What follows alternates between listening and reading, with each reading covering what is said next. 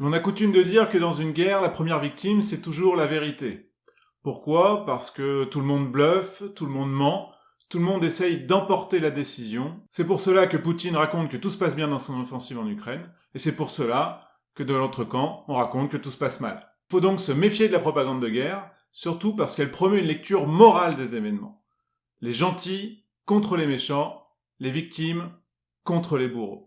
Et cela amène à des simplifications historiques, à des raccourcis trompeurs qui nous induisent en erreur. Par exemple, le fait de comparer Poutine à Hitler qui envahirait la Pologne, alors que nous ne sommes pas à la même époque, ce ne sont pas les mêmes régimes politiques, les mêmes intérêts, les mêmes personnalités, les mêmes rivalités, bref, aucun rapport. Surtout que si on était un peu plus intelligent, on comparerait à Staline qui a aussi envahi la Pologne, la Finlande ou les États baltes. Enfin bref. Et puis surtout, cela amène à dire, à comparer les dirigeants occidentaux d'aujourd'hui aux dirigeants occidentaux de 1938 qui acceptèrent l'annexion des Sudètes par Hitler sans recourir à la force. Et que demandent-ils du coup ? Eh bien, ils exigent qu'aujourd'hui, les dirigeants occidentaux utilisent la force contre Vladimir Poutine, c'est-à-dire s'engagent dans une guerre, ce qui serait la pire des choses. Donc plutôt qu'une lecture morale, nous devons nous porter sur une lecture politique, c'est-à-dire de défendre le principe de souveraineté nationale, de défendre la primauté du droit et de la diplomatie dans les relations internationales, et puis par ce biais d'empêcher autant que possible le recours à la violence armée dans le règlement des conflits. Mais pour cela, nous devons ancrer notre vision dans les réalités, c'est-à-dire une analyse circonstanciée des tenants et des aboutissants, des causes profondes et des conséquences longues des événements. Et puis surtout de travailler notre capacité à définir notre intérêt national, c'est-à-dire notre propre sécurité, notre propre prospérité et notre indépendance. Et c'est à cela que nous allons nous attacher dans cette vidéo.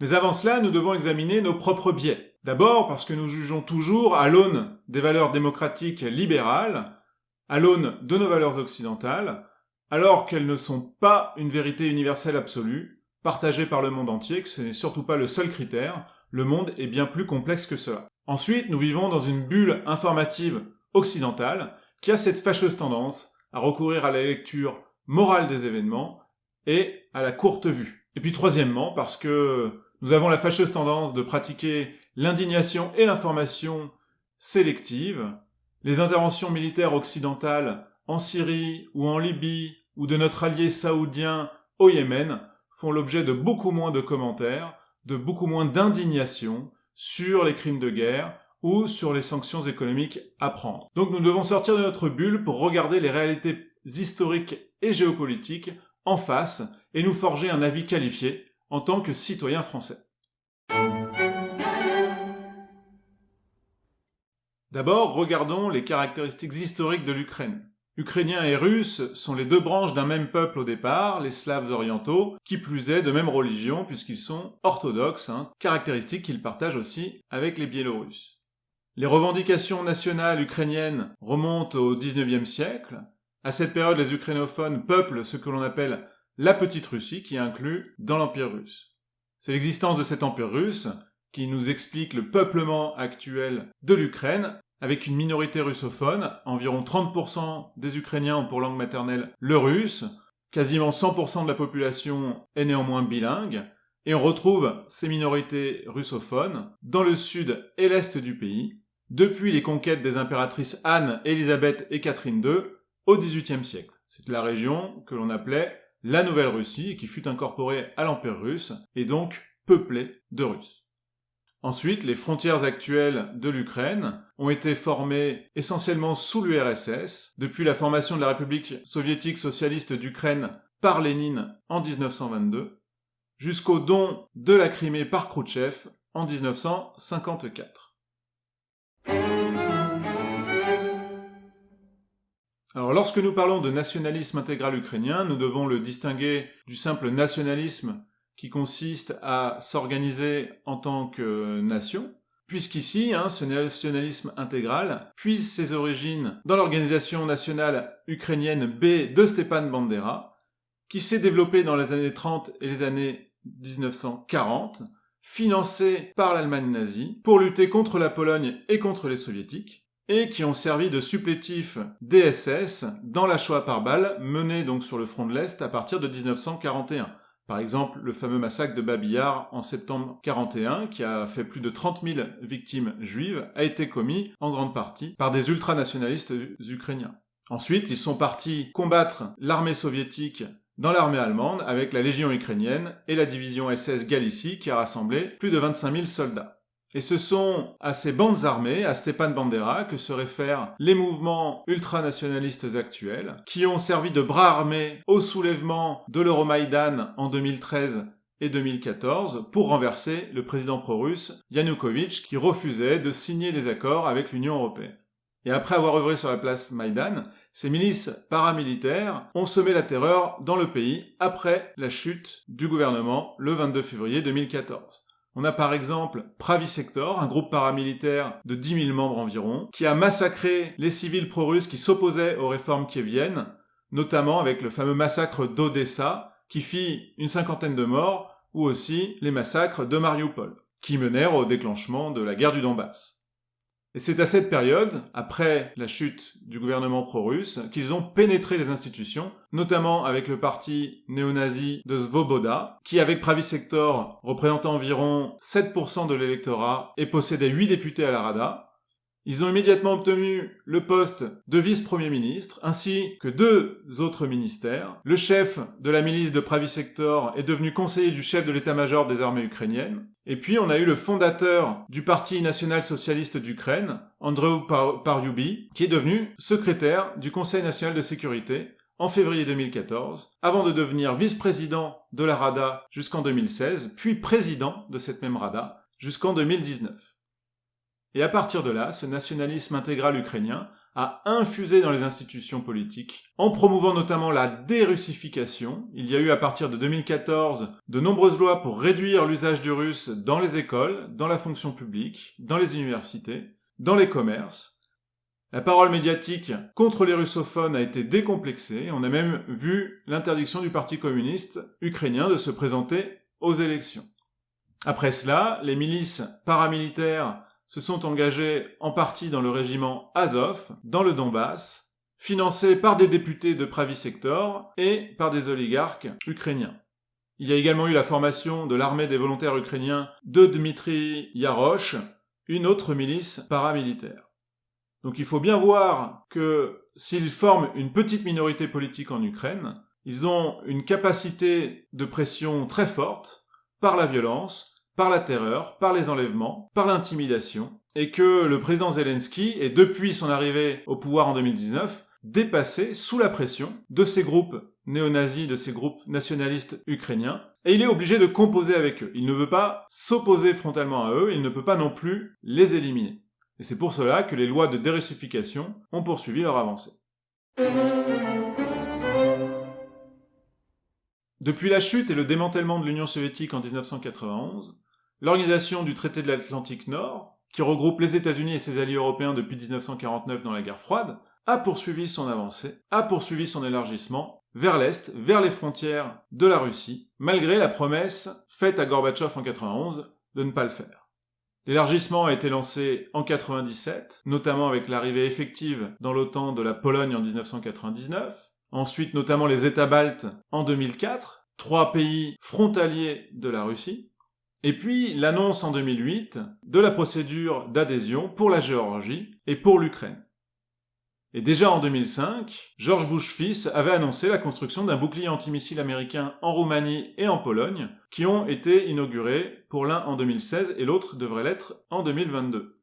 De plus, les États-Unis et la diplomatie européenne ont encouragé Kiev depuis 2014, notamment en contribuant à la formation de leur armée et en soutenant les manifestants de l'Euromaïdan par l'ambassade américaine, par le département d'État américain et par les ONG américaines.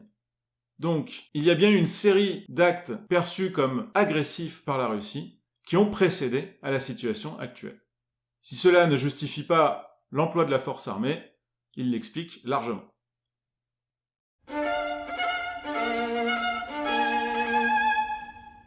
Dernier point, nous devons examiner la vision géopolitique des deux protagonistes, qui sont la Russie d'un côté et les États-Unis de l'autre. Et il nous faut faire cet effort de voir comment, des deux côtés, ils pensent le monde. D'abord, la pensée géopolitique américaine. Elle s'inspire en grande partie de la géopolitique anglaise formulée par Alfred Mackinder en 1904 avec sa théorie du Heartland. Il considère que l'ensemble continental eurasien forme une île mondiale et que qui contrôle ce Heartland contrôle l'île mondiale et qui contrôle l'île mondiale contrôle le monde. Suite à cela, l'universitaire américain Spikeman formulera en 1944 la théorie du Rimland, qui complète l'analyse du Heartland, en disant que qui contrôle le Rimland contrôle le Heartland, et donc qui contrôle le Heartland contrôle l'île mondiale, et qui contrôle l'île mondiale contrôle le monde. Et c'est sur la base de cette analyse que fut formulée la politique d'endiguement lancée par le président américain Truman en 1947, dans ce qui devint la guerre froide, politique formulée sur la base des travaux d'un autre universitaire américain, George Kennan, inspiré des travaux de Spikeman et de Mackinder. Et cette vision géopolitique influence toujours les institutions américaines, notamment par le biais de Zbigniew Brzezinski, qui fut le conseiller à la sécurité nationale de Jimmy Carter entre 1977 et 1981, puis qui conseilla Reagan, Bush père, Clinton, ainsi que Obama. Et cette vision est toujours d'actualité puisque les États-Unis sont la première puissance mondiale, mais ils sont en train d'être rattrapés, et pour préserver leur influence et éviter la marginalisation, ils doivent à tout prix empêcher un lien entre la Russie et l'Europe. Ils doivent à tout prix empêcher les puissances continentales comme la Russie, la Chine et l'Inde de stabiliser l'île mondiale. Or cette vision-là, tout le monde ne la partage pas aux États-Unis, puisque même George Kennan, avant de disparaître, ou Henry Kissinger, l'ancien secrétaire d'État américain, ont déclaré que l'élargissement de l'OTAN vers l'Est était une grave erreur, parce qu'elle provoquait la Russie et ne ferait que nous amener vers un conflit. Maintenant, voyons la pensée géopolitique russe. La Russie est un État-continent, c'est le plus vaste pays du monde, avec 17 millions de kilomètres carrés, plus de 30 fois la France. Il est constitué essentiellement de grandes plaines, il a été balayé pendant l'histoire par les grandes invasions, venu d'Asie ou d'Europe, et donc il a toujours cherché à atteindre ses frontières, à stabiliser ses frontières, et notamment, pour sa partie occidentale, d'avoir un glacis protecteur, c'est-à-dire une zone qui la protège des invasions. Et la doctrine géopolitique russe, c'est ce que l'on appelle l'eurasisme, les théories fondées par Alexandre Douguine, qui prennent comme précepte que la Russie est un continent en tant que tel, et le centre de gravité de la communauté des États indépendants, qui permet la stabilité de cet État-continent. Donc il est très important pour nous occidentaux, pour nous Européens, de bien voir que la Russie n'est pas qu'en Europe, même si elle est démographiquement essentiellement en Europe, mais que la Russie a une pensée globale. Elle a toujours cherché à s'arrimer à l'Europe, depuis Pierre le Grand il y a plus de 300 ans. Poutine également a essayé de le faire jusqu'en 2014. Donc nous devons bien avoir en tête que la Russie n'est pas qu'un pays européen, mais c'est un pays qui se pense globalement, car il est en Europe, il est en Asie, il est sur le Pacifique, il est sur l'Arctique, il est sur les mers du Sud avec la mer Noire, et son existence même, sa stabilité même, dépend de cette portée globale, dépend de cette puissance globale. Mais aujourd'hui, avec cette situation de conflit, l'ancrage de la Russie se fait plutôt à l'Est, avec la Chine, et pas avec l'Europe.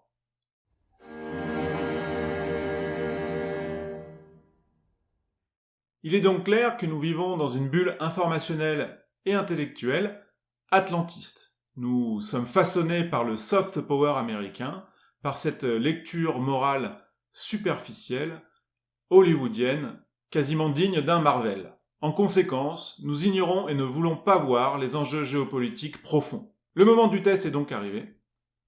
Êtes-vous capable de discerner l'intérêt national français dans cette situation en Ukraine ? Essayez-vous-y en commentaire et nous en discuterons. Mais surtout retenez bien qu'en temps de guerre, faire preuve de mesure, c'est une question vitale.